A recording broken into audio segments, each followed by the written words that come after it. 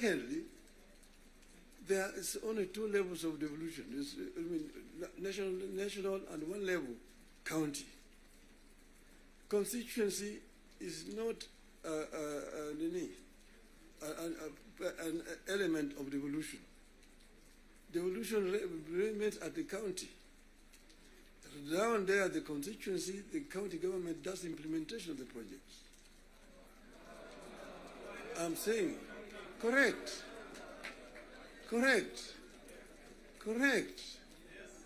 Down at the constituency, it's the county government. By the national government is supposed to do national projects, and we go down there. And there are functions which are clearly been assigned. Functions which have been clearly been assigned to the national government. I will tell you,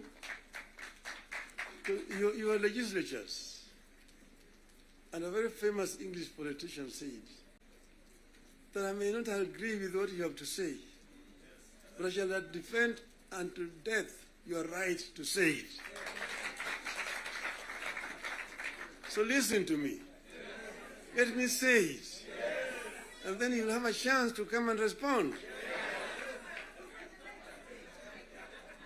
So I'm telling you, I know that sometimes the truth is very bitter. I was there, and we discussed with the Karue when he was moving around to bring the CDF. The CDF was brought because of circumstances that were prevailing at that time. In those days, with a centralized system of government, there were very little resources which are going down to the counties. And that's the reason why the Harambee became the major ways of mobilizing resources. Sometimes you find nearly 100 cards in your desk for Harambees here and there. Whenever the president moved around, we'll go around to counties, to the districts. And then we'll be addressing people. People will come up to tell them their problems. Mtukufu Rais, hapa kwetu barabara ni mbaya sana, haipitiki. Mvua ikinyesha kuna matope, barabara haipitiki. Mtukufu Rais, hapa kwetu shule yetu hapa, juzi mvua ilinyesha na upepo kaja katoa paa, watoto sasa wanasoma chini ya mti hapa. Mtukufu Rais, hapa kwetu hakuna maji. Mtukufu Rais, hatuna stima na kadhalika. When he stands to respond, to say, "Nyi mnasema barabara ni mbaya, mnasema hospitali hakuna dawa, mnasema upepo imechukua paa ya nyumba. Mjumbe wenu anafanya nini?" Yeye anapiga tu kelele kule kwa bunge, anapiga tu kelele kwa bunge, hajali mambo ya maendeleo kwake.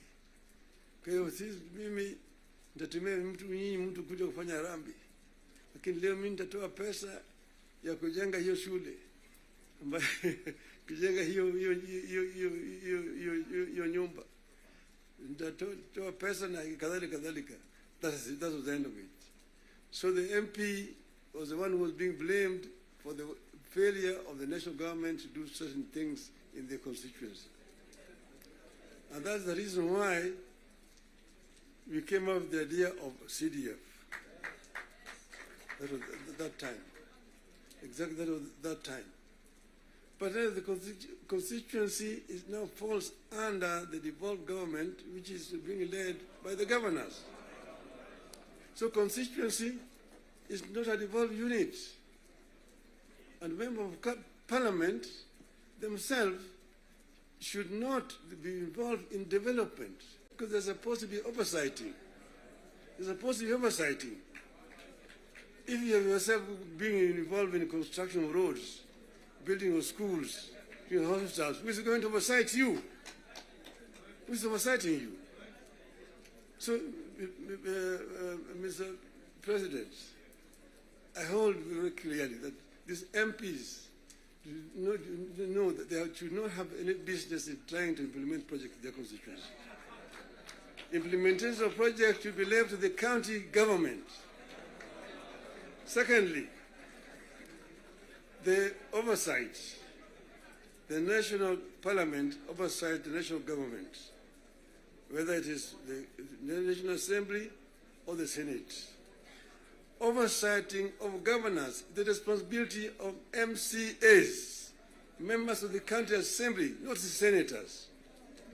It's not the responsibility of the Senate to oversight. Senate wasting time of governors to come and answer questions about roads in the counties. And thirdly, the issue of extortion. The issues of extortion. The issues of extortion. Majority Leader, you talked of, you didn't talk of extortion, you talked of lobbying. Lobbying is okay. In the US, you've got lobby firms which have formed to lobby the members of the Congress. They come to lobby, they're known, they're officially registered as lobbyists. They come to lobby the members of parliament. But lobbying is a different thing from extortion. From extortion. That you have a member, every committee has got a member who is how do you call him? Welfare. Welfare bunge is giving a very, very image of parliament, that members of parliament should not be soliciting funds from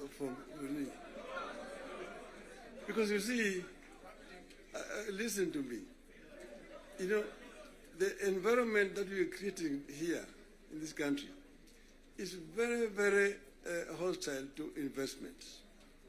Foreign investors who come to the country bring their resources in the country to invest it here. And when they bring their resources, when they find there's too much bureaucracy and there's too much extortion, they run away. Private capital is risk shy. Risk shy. And when, for example, somebody has come with his resources to start a project, and then you find somebody beginning to make noise that, oh, this project has not been approved. This project has not been approved. Or this project is being corruptly implemented. You run away. You run away. And delaying of the projects. And you find a situation where members of parliament inviting parastatals and so on, and even purporting to be cancelling projects that have been signed. That is the work of the executive, not the work of the legislature. So the legislature should not be competing with the executive in terms of implementation of projects. Allow the executive to implement and just correct them when they go wrong. That's if the country will develop. Create a healthy environment for implementation of projects in the country. Then this country will develop. I know I'm being too honest with you people. And I know that the facts, the truth sometimes is so painful, but I think it is important to say this to honorable members of parliament. Thank you very much. May I now invite my brother to come and address you people.